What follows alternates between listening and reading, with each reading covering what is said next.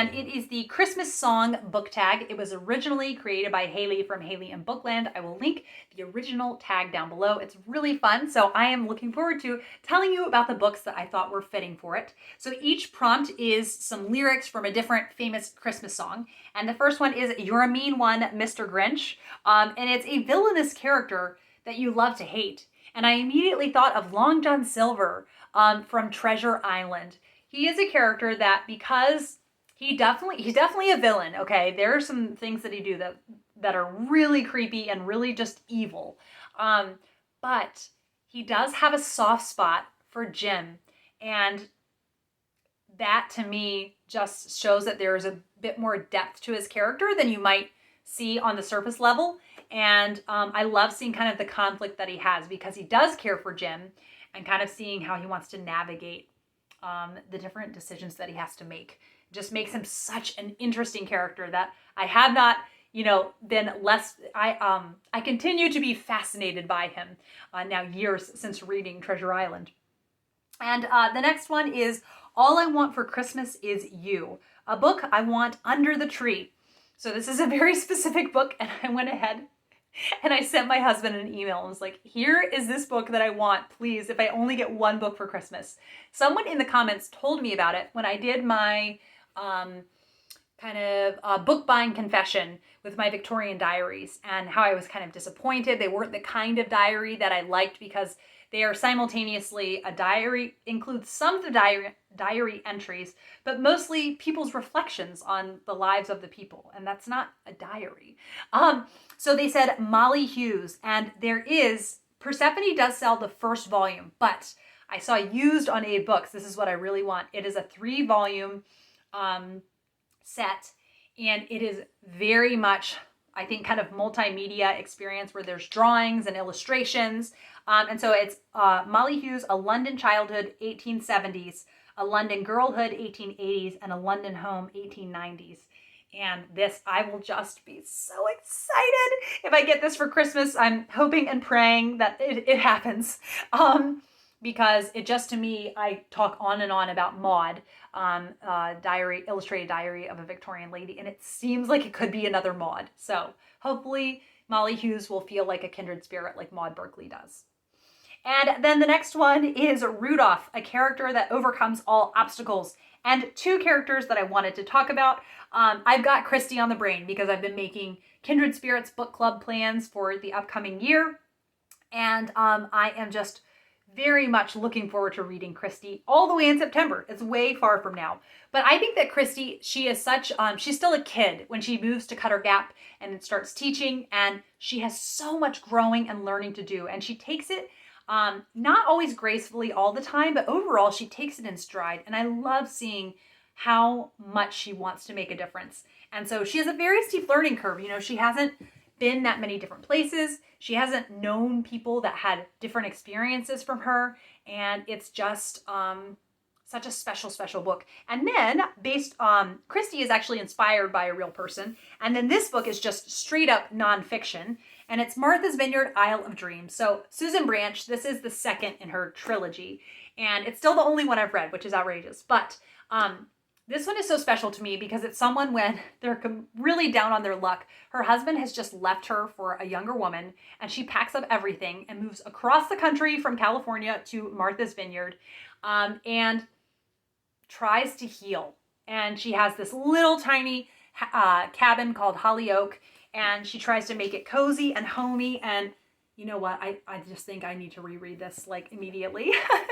I love this book so much. And I love what heart she put into it. And just what a multimedia experience it is, full of coziness and loveliness. Yes, so love this. And I love the healing journey that you get to see her go on. And then the next one is Santa Claus is Coming to Town. So the top of the naughty list and the top of the nice list. So definitely... where did I put that copy? I have a sea of books around me because I'm filming several videos. The top of the naughty list definitely has to be Jeffrey Delamain from Man and Wife. I don't think I can adequately convey to you just how loathsome this character is by the end of the book. He is just detestable, completely, utterly self-involved, lacking in empathy, is not even willing to consider that maybe he's just a terrible person. So he's definitely at the top of the naughty list. And then who did I have at the top of the nice list? Oh, just the entire Bell family, from Mill Street Fields, The Bell Family, which I read earlier this year and was so enchanted by it. It is about this vicar and his family, and the it's very slice of life. It's a Kate Howe kind of book. And I'm so fond of this family and the scrapes they get into, and also how they have to navigate family culture with extended family. So there's some extended family that thinks they're doing everything wrong with their children. And so how to navigate that to not be antagonistic towards difficult family, but also stand your ground. And I love the Bell family. So I highly recommend it. I want to read much more by Noel Streatfeild. Okay, then Frosty the Snowman. What book melts my heart? And I thought of David Copperfield. I got to reread this year with my Patreon book club, and it was just so delightful. Incredibly delightful. It has such heart and warmth. It's like I almost tear up just thinking about it. There's so many characters that are near and dear to me, and it is really rough in the beginning because you're seeing David, he's a child, and he's living with wicked adults who have no, talking about other characters with lack of empathy, have no empathy for what a child might have a little bit of trouble adjusting to when their whole world is turned upside down. And it's just such a splendid, splendid book. It does not feel long. Read 2 chapters, and if you like the writing style, keep reading and keep reading. Oh, so good.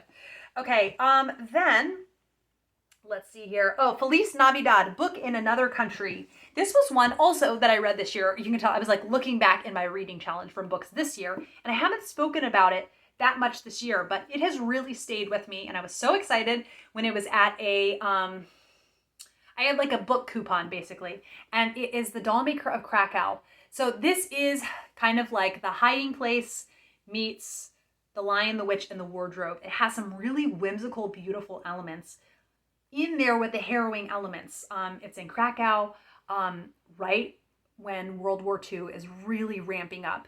And what I really appreciated about the supernatural elements being in there is they are kind of the balm to take the edge off the really sobering things that are very much inspired by true events. People being viewed as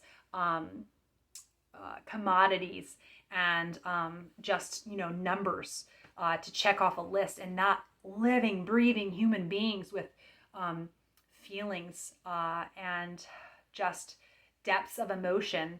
And it's so heartbreaking. What I also really loved about this is the illustrations that are in here. Yeah. And they are throughout. So this is one I'll definitely be rereading. That's why I did pick up this copy. Yeah, I love this. In the land of dolls, there is magic. In the world of humans, war is raging. Everywhere there is pain, but together there is hope. So one of those books that is definitely, you need tissues handy. Okay, number 7, it's the most wonderful time of the year, a festive book that kind of just brings Christmas joy to you. And I picked Letters from Father Christmas by J.R.R. Tolkien. These are a series of fake letters that he wrote like he was Father Christmas to his children, and they are filled with such love and devotion to them, and just show such a inner child and a whimsical side to Tolkien, which obviously, you can see how imaginative he was from his other works of fiction. But this is one that the physical book and the audiobook are equal delights. I possibly like the audiobook more. It's just got all these little extra bells and whistles with, I think, some sound effects, but also between letters, transitional music, and the narrator is lovely. And I'm just very excited to be reading it again this year. The next one, Sleigh Ride, a fictional character to spend the holidays with. And I haven't spoken about the Betsy Tacy series yet in this video, and so I would love to spend the holidays with Betsy Ray and the entire Ray family because Betsy is social, but she's also bookish. So I really, can't just do day after day after day of socializing without having some time to recharge. So I feel like I could spend the holidays with the Ray family and we could go off, and have individual reading time, and then come back for delicious meals together. And I love the way that Betsy loves to have fun, which is like making fudge and singing songs with friends and skating parties.